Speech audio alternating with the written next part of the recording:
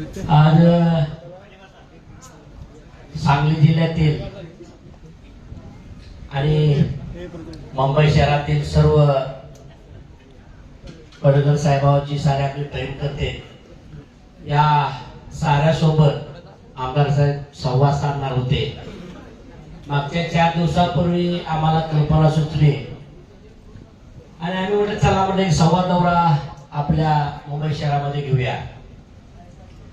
आणि या दौरा बघताय आपण चांगल्या पद्धतीने तो पार पडतोय.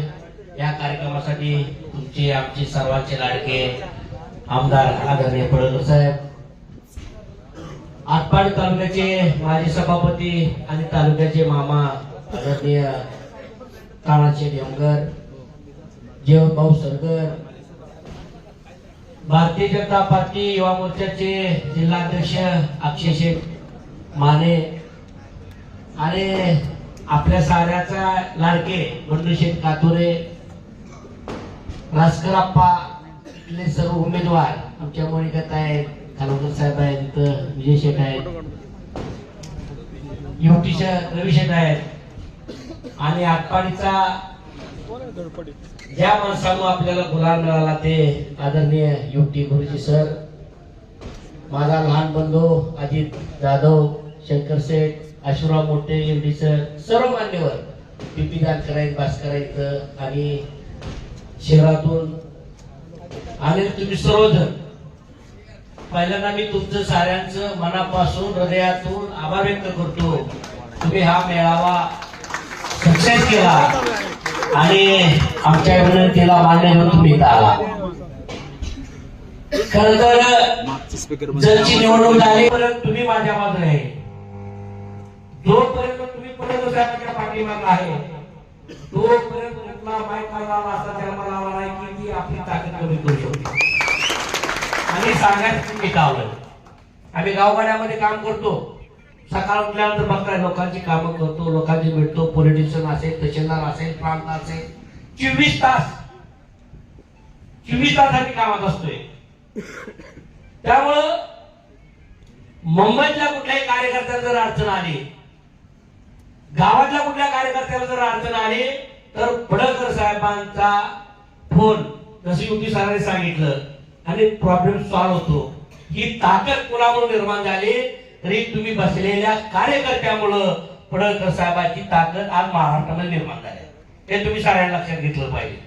महाराष्ट्रामध्ये असा एकच नेता आहे जो कार्यकर्त्याच्या जीवावर महाराष्ट्रभर फिरतो. हे फक्त उपेक्षितच फिरू शकते, दुसरा कुठलाही नेता महाराष्ट्रामध्ये फिरू शकत नाही. लोकांना आता वाटतंय काय साहेब फोन उचलत नाहीत, साहेब आता व्यस्त आहेत. आता बघता 1 तास झाले आपल्या मीटिंग मध्ये, 1 तासामध्ये महाराष्ट्रामध्ये किती कॉल येत असतील आपण सुद्धा समजून घेतलं पाहिजे. आता पर्याय तुमच्याकडे असंख्य कार्यकर्ते की साहेबांच्या पावलावर पाऊल ठेवून आम्ही काम करतोय. एखादाही कार्यकर्ता आपल्याला बघूच नाही, एकाही कार्यकर्त्याने आमच्याकडे कवा पैशाची मागणी केली नाही, एकाही कार्यकर्त्याने कवा आम्हाला म्हणलं नाही की मला सरपंच पदाला तिकीट पाहिजे, एकाही कार्यकर्त्याने कवा म्हणलं पाहिजे जिल्हा परिषद तिकीट मला पाहिजे, एखादा कार्यकर्ता म्हणणार नाही की मला सभापती पाहिजे. पण कार्यकर्त्यांची इच्छा असते की आमदार साहेब आमदार झाले पाहिजे, ते आमदार झाले. आता तुमची इच्छा आहे साहेब मंत्री पाहिजे, 100% साहेब मंत्री होतील. ही काळ्या दगडाची पांढरी आहे. आपण काम करतोय, काम करताना का मागे बघायचं नाही. माझी तर सुरुवात असते, मी तर कुठं बघतच नाही. काय झालंय, आपल्याला यश आलं तर ते पाठीव घ्यायचं, अपयश आलं तर ती पाठीव घ्यायचं. नगराध्यक्ष शेवटी सगळं आले, आम्ही लगेच ठरवलं, मी बंडू शेठ बसलो, म्हणलं चला म्हणलं आता आपलं पुढचं रिंगायला लागलंय आणि कामाला लागायला पाहिजे. आम्ही लगेच सुरुवात केली. ही सुरुवात मुंबईतच का करावी लागली तर मुंबईने यासाठी केली, मुंबईला आमचा कार्यकर्ता गावातल्या भावाला सांगतो की पडळकर साहेबांच्या मागे ताकद उभा करायचे. ज्यावेळी तुमचा शब्द गावाला जातो तो शब्द बाणापेक्षा फास्ट जातो, म्हणून आम्ही मुंबईतून सुरुवात करतो. आम्हाला काय सुद्धा असं वाटत नाही. लोक काय सांगतात की निंबोड गटासाठी नाही, ही निंबोड गटासाठी मिटिंग नाही, ही मिटिंग आहे सांगली जिल्हा परिषद मध्ये भारतीय जनता पार्टीचा झेंडा फडकायचा आणि आदरणीय पडळकर साहेबांच्या विचारात तो आपल्याला करायचा आहे. त्यामुळे मिटिंग आहे. लिंबूड सोडावं की बंडू शेटचं ते बघायचं लिंबूड गटामध्ये कोण तिकीट देणार काय आहे ते डोक्यात पण नाही कोणाच्या कोणाला वागते करायचे घरात त्याचा विषयच नाही. अरे आपल्याला 24 ला 17 मी नगराध्यक्ष मी सभापती झालो जिल्हा परिषदला ती पण बंडू शेट घेणार आणि शिवगडे असता तर कुणाला बंडू शेट गेलं 14 गेलं मी 17 झालो तर बंडू शेट मध्ये असंही ते कार्यकर्ते ज्या ज्या कार्यकर्त्यांनी पडळकर साहेबांवर प्रेम केलं ते सारे कार्यकर्ते बघता महाराष्ट्राला बाजूला बनवून घेतलं.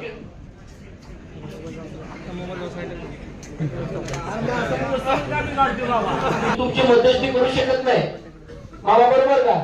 मी म्हणलं तुम्ही पडळकर साहेबांशी जावा आणि तुमचा विषय संपून टाका. आणि मामा आले मामा म्हणले मी पट्ट्या आता एकटा येणार नाही ज्यानं मला नेलंय त्याला मी माघारी घेऊन येणार आणि बंडू शेटला माघारी होणार. आणि कोल्हापूरमध्ये पडळकर साहेबांनी बंडू शेटला विचारलं अरे नक्की माझं तुमचं झालं काय की तुम्ही सोडून गेला. अरे कारण तर सांगितलं पाहिजे. बंडू शेट म्हणजे माझं तुमचं मला पण काय आठवत नाही की आपल्या दोघांचं काय झालंय. फक्त दोघं चहा पिले आणि भारतीय जनता पार्टीमध्ये बंडू शेटने प्रवेश केला.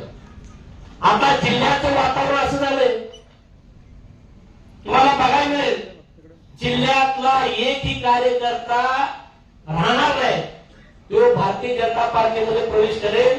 आदरणीय पडळकर साहेबांच्या विचारामध्ये काम करतील हे मी तुम्हाला सांगण्यासाठी या मुंबईमध्ये इकडे घेतले. हा लोकांना अनुभवतोय. मनुष्य मला म्हणले की आम्ही जर तिकडे असलो तरी सुद्धा मान सन्मान पडळकर साहेबांच्या नावामुळेच होता. आणि पहिल्यांदा भाषणात त्यांनी केलं. मी त्यांना कालच्यापासून ठोकवतो तुम्ही भाषणच केलं पाहिजे. मला सुद्धा भाषण करायला मुंबईकरांनी शिकवलं. म्हणजे मुंबई ही ताकद आहे. मुंबईमध्ये काय आयऱ्याचं काम नाही. त्यामुळे आम्ही मुंबईत येतोय. तुम्ही सर्वजण आजपर्यंत पडळकर साहेबांच्या पाठीमागे ठाम उभा राहिला. तसंच इथून पुढच्या काळामध्ये आपल्याला ठाम उभा राहायचं आहे. जिथं जिथं आपल्या पडळकर साहेबांच्या विचारांची माणसं उभा राहतील जिथं जिथं तुम्हाला मदत करता येईल तिथं तुम्ही ती मदत करायची आहे.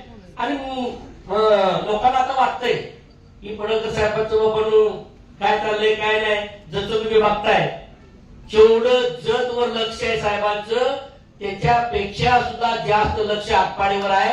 तुम्ही काळजी करू नका. साहेबांनी तिकडे निधी दिला आम्हाला सुद्धा निधी कुठं कमी पडू दिला नाही. एखाद्या ग्रामपंचायत सरपंचाचं तुम्हाला कुठं ओरड आली असेल की बाबांनो मला निधी नाही. मी जिल्हा परिषद सभापती झालो. मी सभापती झाल्यानंतर मला वाटतंय आमचे सारेकडे सवडी म्हणत अजय साहेब होते राजभाऊ होते बंडू शेट होते सारे म्हणाले बांधकामचा सभापती पाहिजे आणि शेठ म्हणायचे समाज कल्याणाचा सभा पाहिजे. मला पण काय त्याचं कळत नव्हतं. मी पण बसलो मला बांधकामच पाहिजे. ज्या वेळी काम करायची वेळ आली त्यावेळी आम्ही कळलं की समाज कल्याण सभापती जिल्हा परिषद मधलं साऱ्यात मोठं पद असते. हे गावा आलं जेव्हा कामं आम्ही केली लोकांना कळलं की सभापती काय असतोय. आम्ही महाराष्ट्राला जाऊन दिलं पडळकर साहेबांच्या नेतृत्वाखाली किंवा सभापती काय करू शकतो. 132 कोटीचा निधी आणि 200 वर्षे वाटणारा प्रमाणित पडळकर एकटा सभापती एकटाच आहे. कुणाला कळलं नाही खातं काय खातं कोणतं वर्ष निघून गेलं वाटतंय. पण पडळकर साहेबांच्या मार्गदर्शनाखाली आम्ही काम करत गेलो. आता बघताय लोक काही म्हणते की असं नाही तसं नाही आम्हाला कंपन्या करायचे कोणाला दावा करायचंय. अरे झरी सारख्या गावामध्ये बंडू आपण 5 कोटीचा दवाखाना मंजूर केलाय. ते फ्री सेवा होणार आहे. कोसोडीमध्ये आपण दवाखाना मंजूर केलाय. आपण करगरी सारख्या गावामध्ये आहे. शेटपळमध्ये आपण निर्माण केलाय. दिनेचीमध्ये आपण निर्माण केलाय. हे सरकारचं काम आहे आणि आपण सरकारमध्ये नेतृत्व करत असताना गोरगरिबासाठी सामान्य लोकांसाठी आपण काम करतोय. असा पडळकर साहेबांना एक नदी तुम्हाला सांगू साहेबांचं कुठलाही कार्यकर्ता आला तो कुठल्या पक्षाचा आहे कुठल्या पार्टीचा आहे हे पहिलं बघत नाही.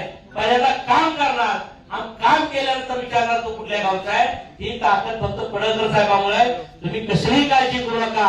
हे तुम्ही ताकदीनं पडळकर साहेबांच्या पाठीमागे जसं राहिलाय तसं आम्ही बंधू तुमच्या पाठीमागे कायम ताकदीनं राहणार आहे.